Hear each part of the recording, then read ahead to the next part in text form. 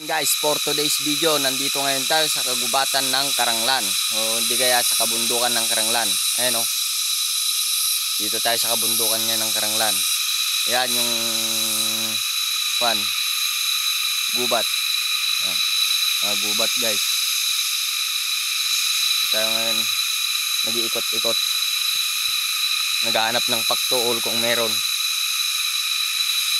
Buti lang maulam. Wala naman. Diba? Ang kagandahan ng Karanglan. Daming pupunta dito, umakyat sa Karanglan, sa bundok.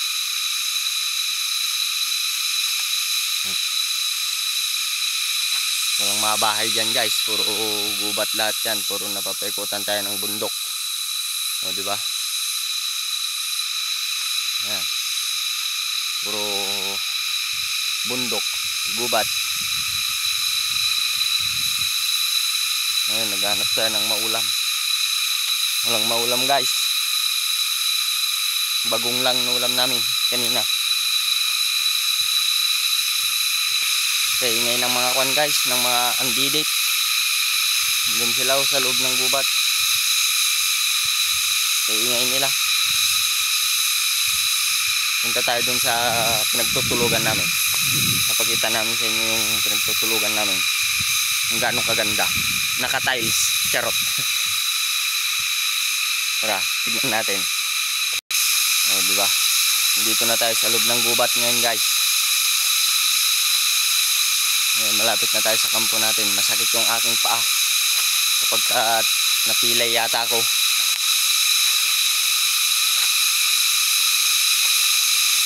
Pinagtutulugan namin. Diba? Mahilig ka sa gubat, dito tayo. Kagubatan. Ganang kalikasan. O, diba? Dito na tayo sa pinagtutulugan namin guys. Yan ang gubat. O, diba? Ano ang aming pinagtutulugan? Di ba? Yun yung tubig. Doon kami kumukuha ng inumin. Saka may manok kami dito guys eh. Ayan o. Ayan. Abuyo. Wala yung kasama natin. Malis. Ito yung sa kagubatan. Yan yung pinagtutulugan namin sa likod. Supot lang yan. Diba? Nakarating pa dito si Boji oh. Ayan oh, yung sampayan namin guys.